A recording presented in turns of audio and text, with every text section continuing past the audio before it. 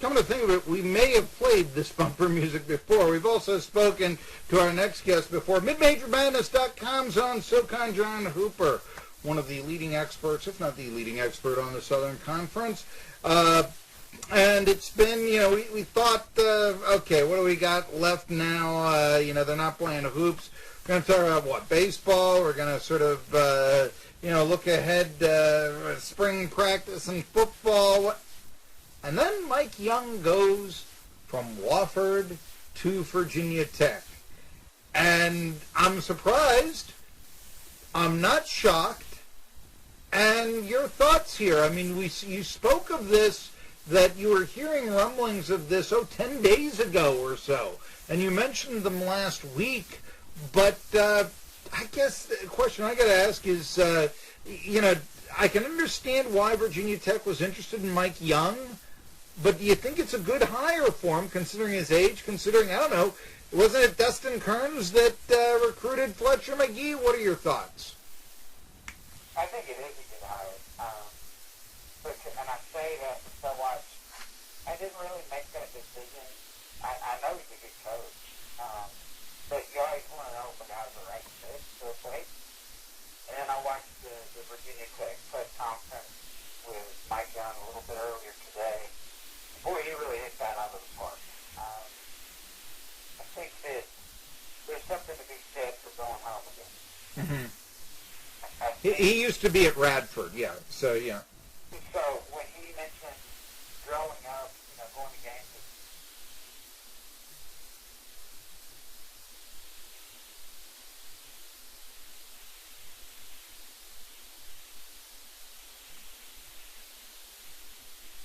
Capitol Coliseum, and the 1973 NIC championship team, and called out several players from that team. That resonates, I think, not only as director of athletics, but I also think it resonates more with the fans. So he gets it, and I think that, had he going somewhere that he was not familiar with, maybe I would, say just took the job because, it's a lot of money or it's a good opportunity, but I think he really took the job because it's a dream job for him. I think that you can tell by a person sitting her, I think when he was up there speaking, I think that you could hear about it. And, and I think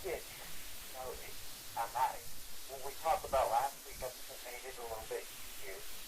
Not that he wasn't taking the job anyway. I think he could have. But, it probably made it a little bit easier to leave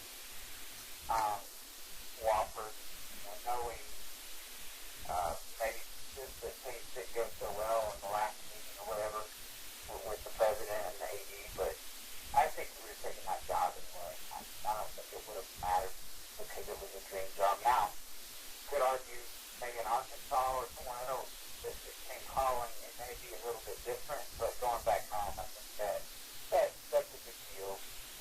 And I think he'll probably do a good job. Because, he hasn't been in that area long, but he knows that area. So, he hasn't been there in a while. I think he knows some coaches in that area that are still around and makes the connection.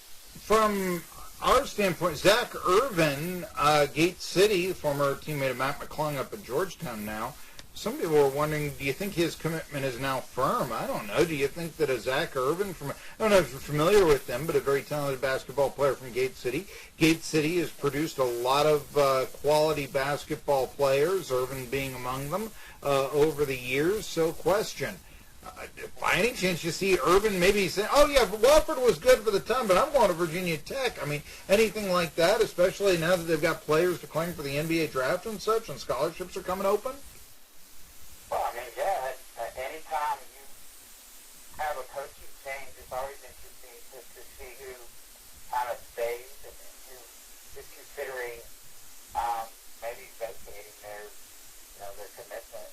I know they had another good recruit in point guard and Hunter Couture that was recruited by like 19 different schools. So it would be interesting to see if Zach Irvin stays true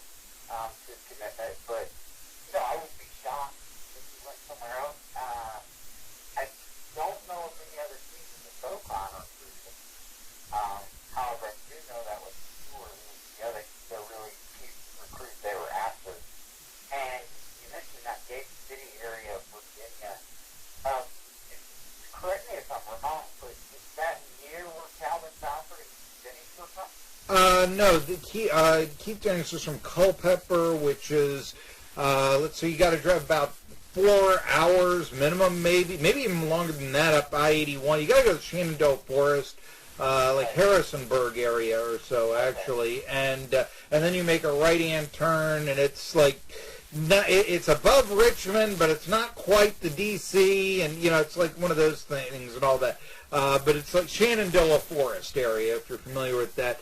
And it wasn't Telford, I think it was for more of the central part of the state. Gate City is right above, Bristol.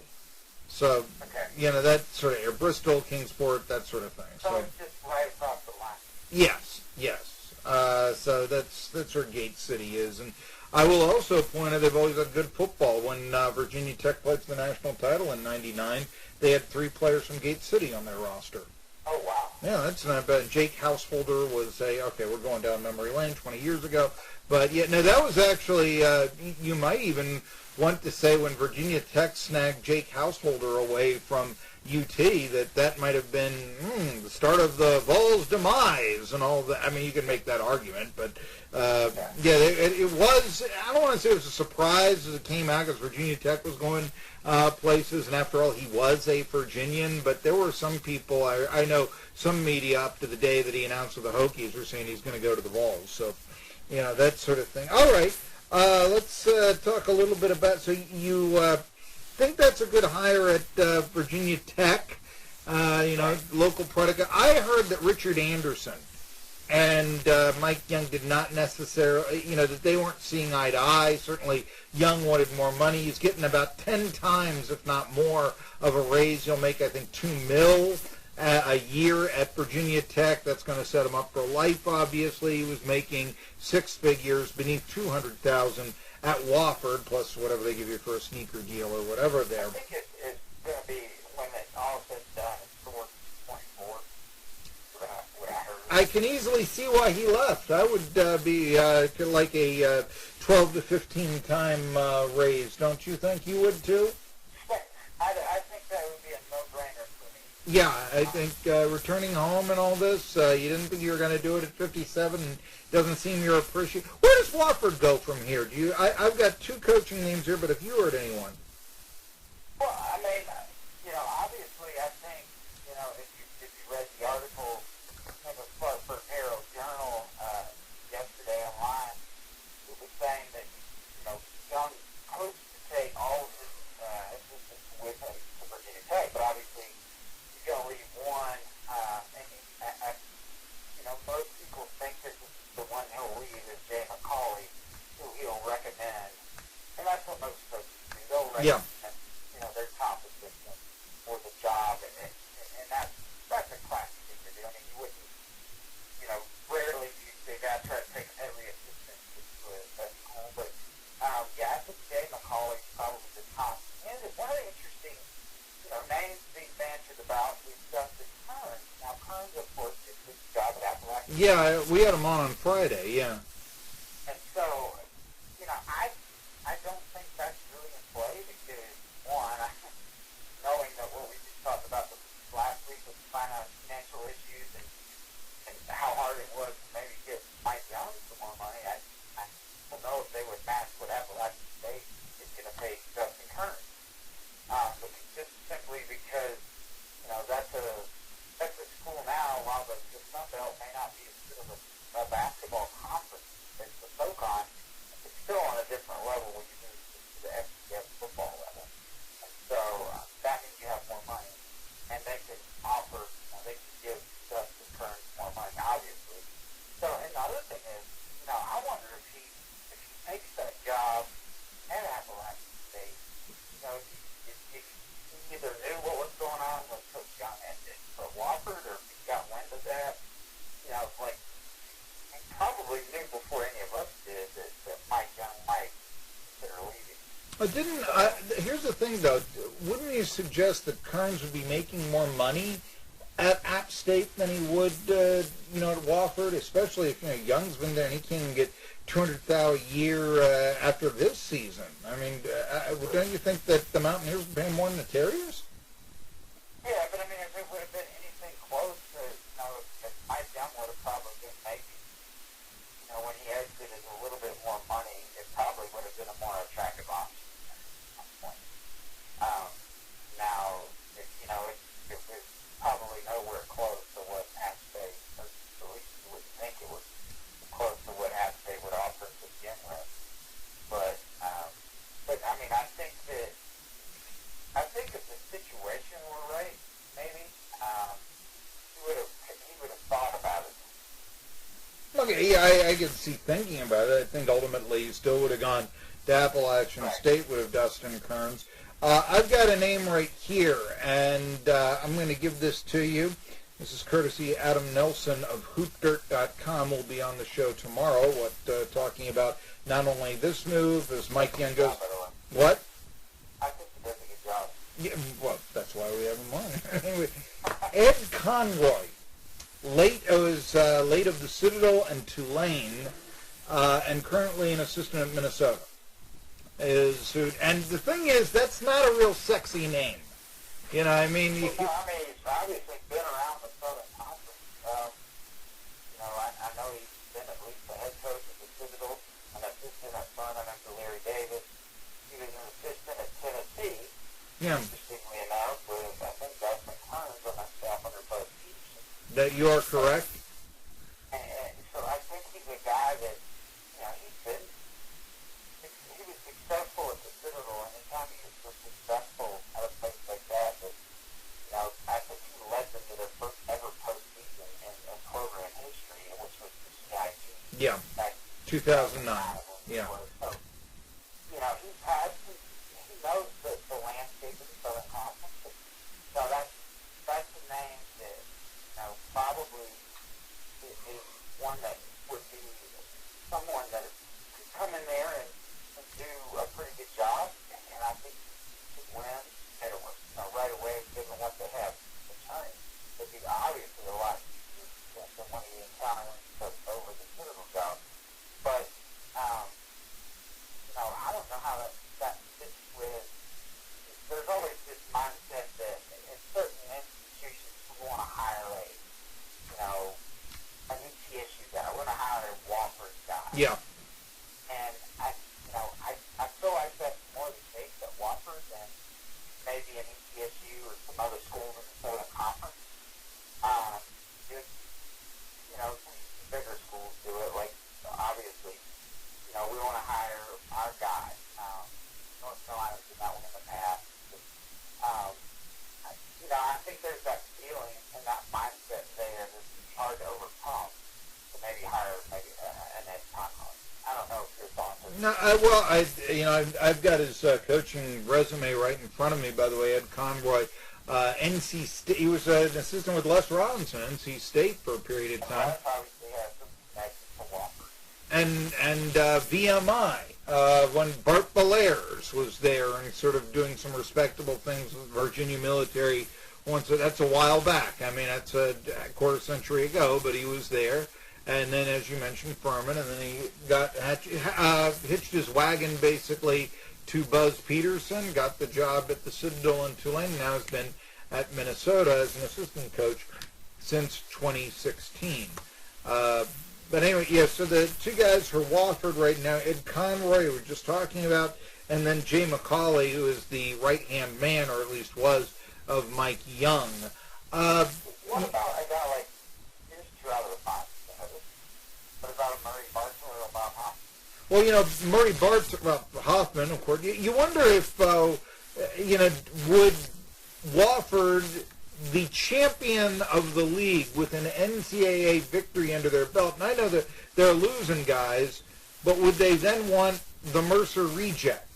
That's the question. I don't know if Hoffman has would they want that? And I perhaps that's harsh on Hoffman, but that's ultimately what, fans would think.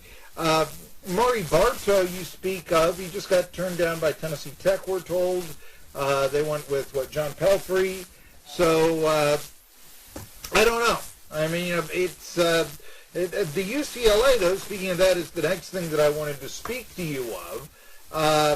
To tell you the truth, I would probably say that they would not go those ways, because I think that they would think that, wait a minute, do we want coaches who were fired from our rivals? Well, I'm just throwing that out. Yeah, no, that's always, it's one thing to pluck somebody away.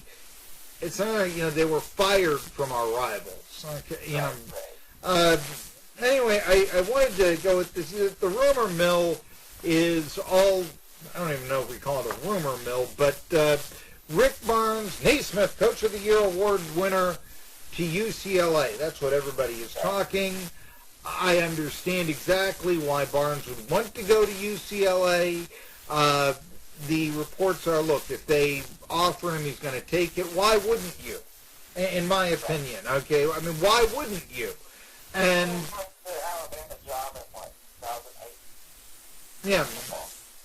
I mean, it looks like he would have to start over at 64. A lot of players may be declaring to have already done so, with more to follow the NBA draft, making us wonder, boy, do the players in college basketball realize that there are international players are eligible for the NBA draft? Do they understand there are only 2 rounds? I mean, seems like a lot of guys are going out who have no chance of being drafted, but nevertheless, it's always been the case.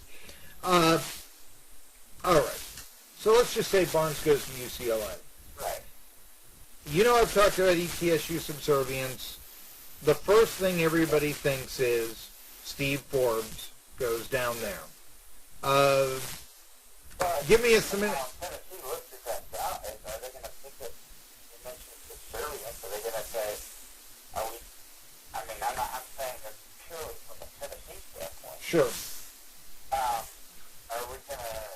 Are we desperate enough to look to an ETSU for a next head coach? And that's just being. Well, remember the athletic director there was employed by ETSU and brought the football program back. Right. So, yeah. So they're going to catch. What I'm trying to say is, it would seem to me that they would say, well, Steve Forbes doesn't win here. We're going to catch flack. Looked at, our little brother or whatever. I'm just looking at it from their perspective, or I'm trying to. But on the other hand, Forbes has been successful everywhere he's gone. It's probably not going to be the case. I mean, Rick Barnes would, if he leaves to go to UCLA, he will have left that program in a very good position to win. Well, I mean, I've spoken of this a lot, but I think it's kind of the last chance for Forbes to go. Although now maybe with Young going to Virginia Tech, there is some precedence for that happening. He leaves at 57 to go, although he's going back home, that sort of thing. I have often said, why would Virginia Tech take Mike Young and not Steve Forbes? Well, if you're going to look at a 54-year-old coach, you'd definitely look at the 57-year-old coach, and why wouldn't you go after the guy who had more success? Just that simple, Yeah. So let me ask you this then. You kept hearing that, Wes Miller isn't putting his name into coaching vacancies because he wants the Wake Forest job, or he wants eventually to be there when North Carolina comes up and having a nice resume. Well, if he's waiting around for the Wake Forest job and Danny Manning's contract goes to 2025, I mean, Buzz Peterson went to Tennessee supposedly thinking I'll win here and then one day get the North Carolina job.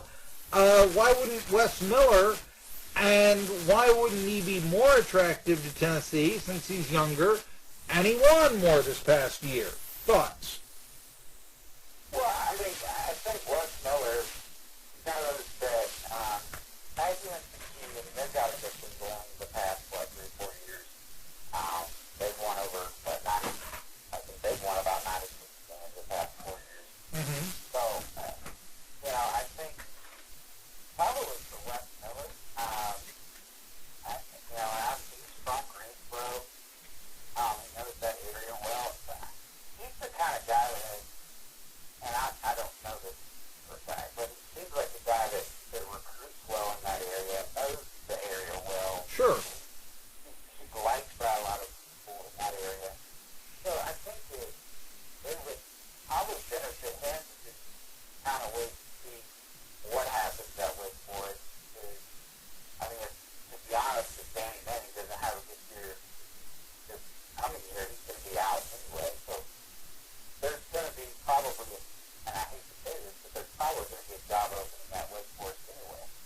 Would it be less likely that North Carolina would take a coach from Wake Forest than it would Tennessee, since they are in conference, or would it be more likely? Because, after all, if you took Wake Forest coach away and you were North Carolina, you're keeping the bums in their place. Let's remember that, too. But what do you think is more likely, if they would ever come to that? I think it'd be more likely, actually, because he's already proven that he can win. And to be honest, UNCG is not the easiest place to win. No, it isn't. It's not a place that, okay, so there are other programs in the Southern Conference that are more conducive to winning. I think part of the problem is where UNCG plays their home games. Because it's a huge place. Yeah, I mean, they have 6,000 there and there are 14,000 empty seats. And so that's one of the issues, I think. But I think part of the reason they do that is maybe, I don't know if they just don't want to spend the money to build an on-campus facility, or they just, I'm not sure what the whole situation is there, but also, every school has some problems in the Southern Conference, getting students engaged in the program as we show up. And I think that, I think it's a little bit more of a problem at the end, just because I've heard at times that, kids go home on the weekends, or they go watch their favorite ACC school, which is within driving distance of Mississippi State, Wake Forest, to North Carolina. So, it's a tough place to win basketball games. So having said all that, I think Wake Forest would look at UNCG and say, well, if you can win at a place that is not necessarily, prior to him getting there, just known for hitting the ball out of the park, other than when they are using under Fran McCaffrey at the Division I level. So I think that would make it more of an attractive hire than Wake Forest. All right, SoCon John, I need these real quick hits here. Okay, if everything is equal, what do you think the better job is for a basketball coach, Wake Forest or Tennessee? If everything is equal.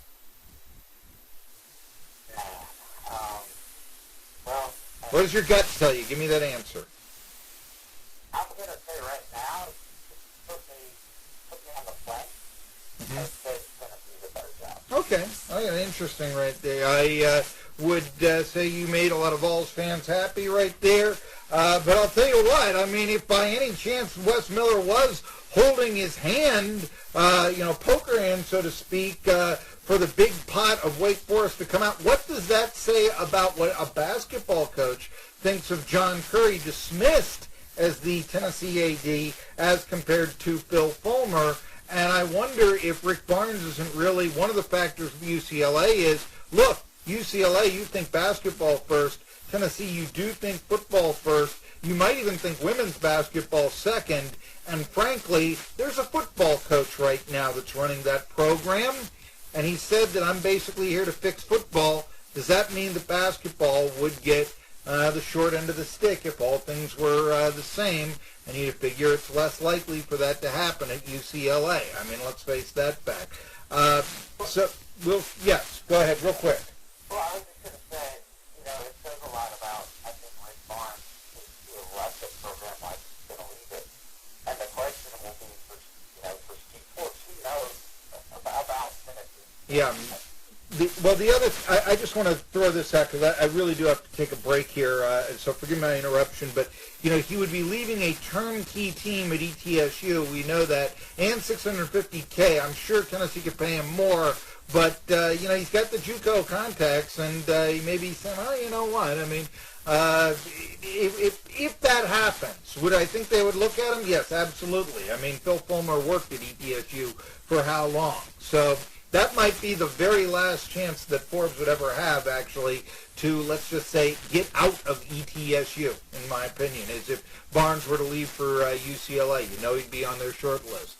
Regardless, I think that Wes Miller might be on the short list, an more attractive candidate, unless the Vols said, well, we don't want to be scorned for North Carolina in the future. And Forbes wouldn't scorn Tennessee, probably for anybody else. The only question is, would the Bruce Pearl connection, although light, be an attraction? because the Vols are still in the shadow of Pearl? Or would it be, no, we've got to get out of that. We've absolutely got to get out of that. Who knows? Who knows if Barnes is going to UCLA? It ain't official yet. Tri-City Sports Now.